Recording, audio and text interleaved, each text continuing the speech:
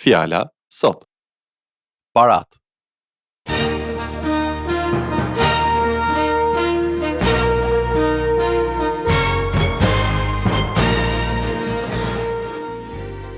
Përshëndetje dhe mirë se vini në këtë seri programesh nga pastorët Paul dhe Doug Schroeder nga shërbesa Fjala sot. Dhe fjala për sot është parat. Çështja e parave është çështja më e diskutueshme në të gjitha bisedat që ne bëjmë. Zakonisht na pëlqen të ankohemi se nuk kemi mjaftueshëm dhe themi se do të donim të kishim më shumë, edhe pse me ato që kemi sigurojmë gjërat më të domosdoshme. Por askush nga ne nuk ndalet të mendojë se të gjitha gjërat që kemi realisht nuk vijnë prej nesh. Kushdo që ja ka dorëzuar jetën Jezus Krishtit e di se gjithçka që kemi i përket Perëndisë dhe ai na i ka dhënë që ne të jemi administrator të tyre për sa kohë jemi këtu në tokë.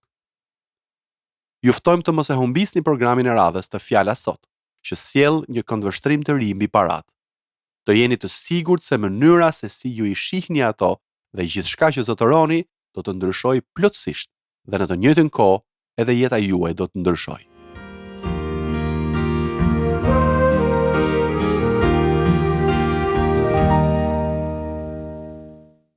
Për sot kam zgjedhur një temë shumë të rëndësishme.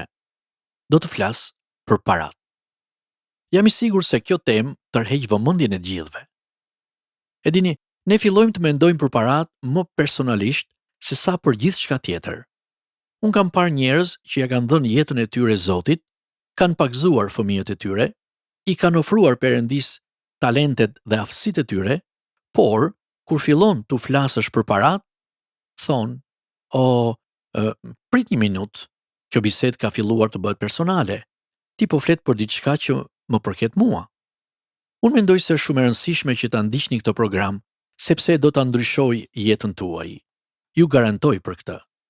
Për gjatë shërbesës sime, kam parë jetë njerëzish të ndryshuara në mënyrë rrënjësore dhe kjo i ka ndihmuar ata të përjetojnë gëzimin e vërtet dhe të kenë një përqendrim, një fokus të ri gjatë gjithë jetës së tyre. Së pari, gjithçka i përket Perëndisë. Jo vetëm disa gjëra, por gjithçka. Një herë, unë i sfidova disa njerëz duke u thënë: "A mund të më thoni një gjë që Perëndia na e ka dhënë që është falas?" Pastaj vazhdova. Për shembull, ç'mund të thoni për arin? A ja dha Perëndia arin racës njerëzore? A ja dha falas? Po për argjendin, ç'mund të thoni? Po për bakrin apo për hekurin? Çdo mineral, çdo gur të çmuar, Perëndia na e ka dhënë falas. Ç'mund të thoni për diamantet? Diamantet janë falas. A nuk është e maniqme? Tani, le të shohim disa gjëra bazike. Po për ajrin, ç'mund të themi? Për ajrin që thithim. Nuk mendoj se ka ndonjë që duhet të paguaj për ajrin. Ndoshta dikujt i duhet të përdor një bombul oksigjeni, dhe do të flas për këtë pas pak, por ajri që thithim për ditë është falas. Po uji. Theksi që Perëndia i vë ujit është mbreslënës. Ndaj nuk jam i habitur që Perëndia përdor ujin për pagëzim. 3/4 e botës, ndoshta edhe pak më shumë, janë ujë. 70% e trupit ton është ujë. A e dini se edhe 80% e trurit ton është ujë? Gjëja më e keqe që ne bëjmë është se pijmë shumë kafe dhe lëngje me gaz që në fakt na dehidratojnë. Ato eliminojnë ujin në sistemin ton e megjithatë ne pijmë shumë lëngje të tilla në vend që të pijmë ujë.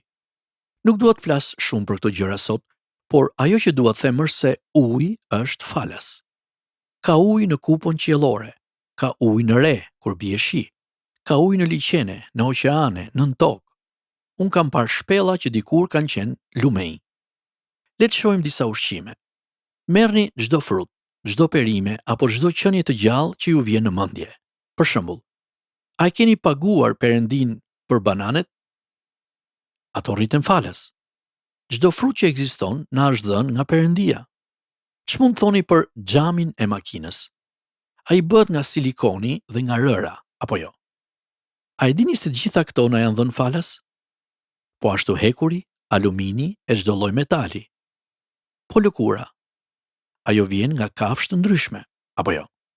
Pra, thelbi është se Perëndia na ka dhënë gjithçka falas. A nuk është e bukur? E manitshme? Gjithçka i përket atij. Nuk ka përse Perëndia të kërkoj para prej nesh. Kjo do të ishte qesharake. Mua më duket marrëzi, madje budallëk, kur njerëzit thonë, nuk dua të di se çfarë thot Perëndia për parat. Kjo për mua është e pakuptimt, sepse parat nuk janë tuajat. Ato i përkasin Perëndisë. Ne jemi thjesht administrator. Bibla e bën shumë qartë se gjithçka i përket Perëndisë dhe se ai na ka dhënë neve mundësinë që t'i ndajmë me të tjerët, t'i përdorim, të jemi administrator, të kujdesemi për to, për Perëndin. Ka shumë histori në Bibël që na e thon këtë. Për shembull, njëra që më vjen në mendje tani, flet për një njeri që do të shkonte në një udhtim. Kështu, ai mbledh shërbëtorët e tij dhe u jep atyre nga një dinar. Dinari ishte monedhë greke. Pra, ai jep secilit prej tyre nga një dinar, derisa ai të kthehej nga udhtimi. Le të vazhdojmë historinë duke përdorur fjalën dollar në vend të dinar. Kur u kthye, ai thirri shërbëtorin e parë për t'i kërkuar llogari. Dhe ai tregon se e përdori dollarin dhe se tani kishte $10. Ti më dhe $1 dhe unë tani do të t'jap $10. Dhe zotëria i tha, kjo është e mrekullueshme. Të lumt shërbëtori mirë dhe besnik. Ti ke qenë i denj për një gjë kaq të vogël, je kujdesur për paratë e mia. Kështu, unë do të të bëj drejtues të 10 qyteteve. Ti do të kesh nën kontroll 10 qytete. Pastaj shërbëtori i dytë shkoi të raportonte. Ai tha zotërisë se do t'i kthente $5. Ja, dollari që ti më dhe, të cilin unë e përdora, dhe tani kam 4 më shumë. Dhe zotëria i tha, të lumt shërbëtori mirë dhe besnik, ti do të kesh nën kontroll 5 qytete. Pastaj shërbëtori i tretë shkon të jap llogari. Ju kujtohet? Ai shkon dhe i kthen vetëm monedhën që zotëria i kishte dhënë, të mbështjell me një leck dhe i thot: "O zotëri, ti je shumë i ashpër. Ti do që të korrosh atë që nuk ke mbjell. Ti pret gjëra që nuk janë të arsyeshme dhe unë kisha shumë frikë se po ta humbisja monedhën, do të kisha shumë probleme. Kështu ja ku po ta kthej përsëri." Dhe zotëria i tha: "Shërbëtori keq, po ta dije se unë isha kaq i rrept dhe se do të kërkoja fitimin. Pse nuk e investove monedhën?" Pastaj ai tha: "Dëgjoj me vëmendje. Ti nuk e meriton këtë monedhë sepse nuk di se çfarë të bësh me të. Do t'ja jap atij që ka më shumë, sepse ai e di se çfarë mund të bëj me të." Unë besoj me gjithë zemër se Perëndis do t'i pëlqente që të kishte besimtar më të pasur në Jezu Krishtin. Por atij nuk i leverdis të na bekojë sepse ne nuk dim ç'të bëjmë me ato që ai tashmë na ka dhënë. Kështu, shumë njerëz në kishën e krishterë janë dhënës dorë shtrënguar e koprac. Është e frikshme të shohësh se si ata grumbullojnë gjëra për veten e tyre dhe i japin Perëndis vetëm ato që i mbeten. Nëse Perëndia u jep një bukë, ata han të gjitha fetat dhe i japin vetëm thërrimet Perëndis. Është e frikshme.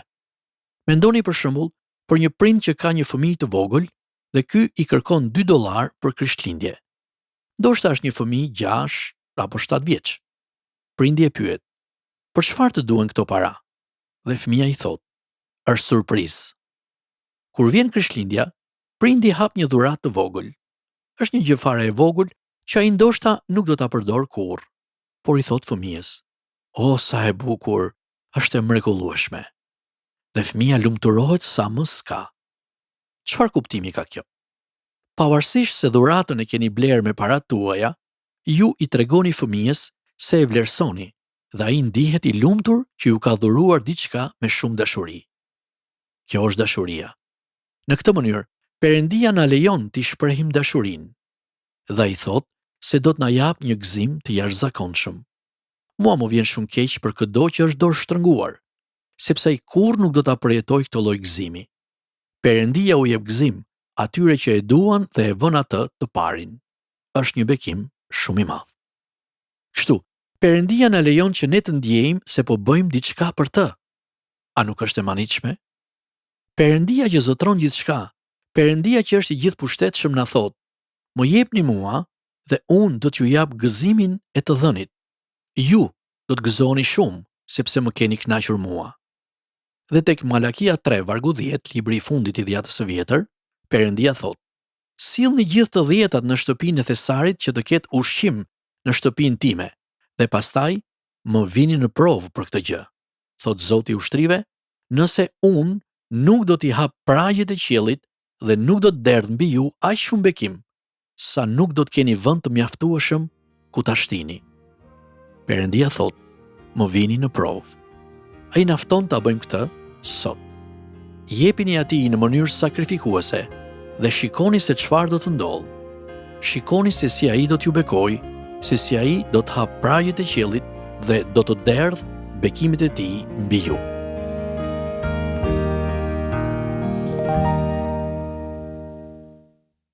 Besojmë dhe lutemi që përmes programit tonë të sotëm të keni marrë një mesazh të rëndësishëm në lidhje me paratë dhe me gjithçka që zotëroni.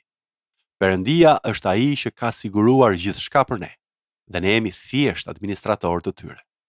Ndaj le të jemi të gjithë administratorë të mirë, sipas udhëzimeve që na jepen në fjalën e Perëndisë.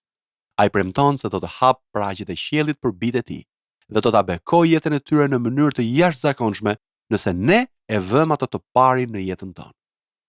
Dhe hapi i parë për ta bërë këtë është përmes pranimit të birit të tij, Jezus Krishtit, si Zot dhe Shpëtimtar të jetës sonë. Nëse keni pyetje për këtë temë, apo doni të mësoni më shumë për Jezusin, na shkruani në adresën tonë postare TWR Albania, kutia postare 130 Tiranë, ose në adresën e emailit twralbania@gmail.com. Këtë program mund ta dëgjoni në YouTube në kanalin TWR Albania Playlista Fjala Sot.